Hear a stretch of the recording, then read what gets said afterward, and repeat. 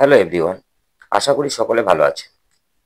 আগের দিন আপনাদের দেখিয়েছিলাম শুধু দাগ নম্বর থাকলে আপনারা কিভাবে আপনাদের হারানো বা খুঁজে না পাওয়া দলিলের তথ্য বের করবেন।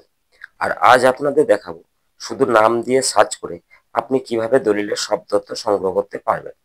আর এটাও মনে রাখবেন, এটা কিন্তু যে জেলায় যে সাল পর্যন্ত আপডেট আছে সেই সাল পর্যন্ত।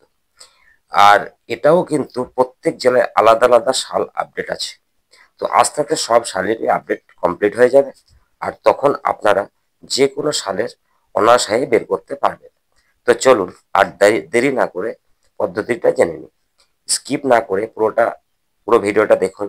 আর এখনো যারা আমার এই নতুন চ্যানেলটিকে সাবস্ক্রাইব করেননি, অবশ্যই সাবস্ক্রাইব করে পাশে থাকুন, সাপোর্ট করুন, তাহলে আমারও ভিডিও করতে ভালো লাগবে। তো চলুন শুরু করি। প্রথমেই আপনারা মোবাইলে গুগলে গিয়ে সার্চ করবেন wp.registration.gov.in।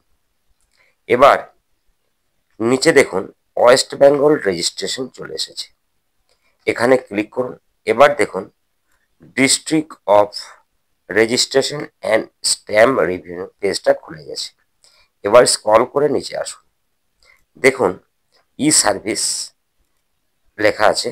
এই ই সার্ভিসের নিচে দেখুন গোল গোল করে অনেকগুলি অপশন আছে। এবার আপনি সার্চিং অফ ডিড যে অপশনটা আছে এখানে ক্লিক করুন। এবার দেখুন একটা পেজ চলে এলো, by seller public buyer party name, এখানে ক্লিক করুন। এবার দেখুন পেজটা চলে এলো।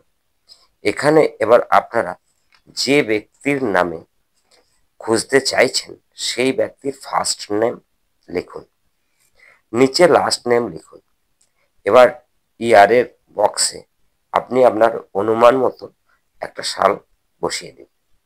এবার নিচে ডিস্ট্রিক্ট হায়ার রেজিস্ট্রি, মানে আপনার ওই জেলার মধ্যে কোথায় কোন ওই জেলাতে আপনি যে জেলায় রেজিস্ট্রিটা আপনি করেছেন সেই জেলার নামটি বসিয়ে দিন। এখানে আমি আমার আমার জেলা বীরভূম বসাবো। এবার ঠিক নিচে সিকিউরিটি কোড, এই সিকিউরিটি কোডটি আপনি দেখে দেখে বসিয়ে দিন। এবার ঠিক নিচে দেখুন ডিসপ্লে অপশন, এই ডিসপ্লে অপশনে ক্লিক করুন। এবার নিচে নিচে দেখুন image code is not valid দেখাচ্ছে, তার মানে ওই সালে ওই জেলায় ওই নামে কোনো ব্যক্তি রেজিস্ট্রি হয়নি। এবার আমি সালটা চেঞ্জ করে পরের সালটি বসালাম, দেখুন, এবং আবার সিকিউরিটি কোডটি বসিয়ে দিলাম এবং ডিসপ্লেতে ক্লিক করলাম। এবার নিচে স্ক্রল করে দেখুন ওই নামে ওই জেলায় 3 জায়গায় রেজিস্ট্রি হয়েছে।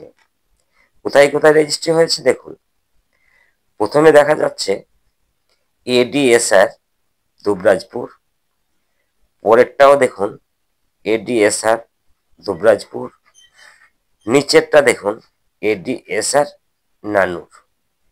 এবার যেটা আপনার দরকার সেটা পাওয়ার জন্য ঠিক ডান দিকে দেখুন ভিউ অপশন আছে, এই ভিউ অপশনে আপনারা ক্লিক করুন। এবার দেখুন আপনার এই ভিউ অপশনে যখনই ক্লিক করুন দেখুন যে পেজটা খুলে গেল, আপনার ডিটেলসটাই খুলে গেল। পার্টি ডিটেলস, ডিড নাম্বার, কোথায় আপনার রেজিস্ট্রি হয়েছে সেই রেজিস্ট্রি অফিসের নাম, সব কিছুই কিন্তু চলে এসেছে। এবার আমি এই তথ্য নিয়ে ওই রেজিস্ট্রি অফিসে গেলে আমার দলিলের নকল কপি আমি অতি সহজে বের করতে পারবো। তো ভিডিওটা কেমন লাগলো? ভালো লাগলে অবশ্যই লাইক কমেন্ট শেয়ার করে দেবেন। তো আজ এই পর্যন্তই, সকলে ভালো থাকবেন, ধন্যবাদ।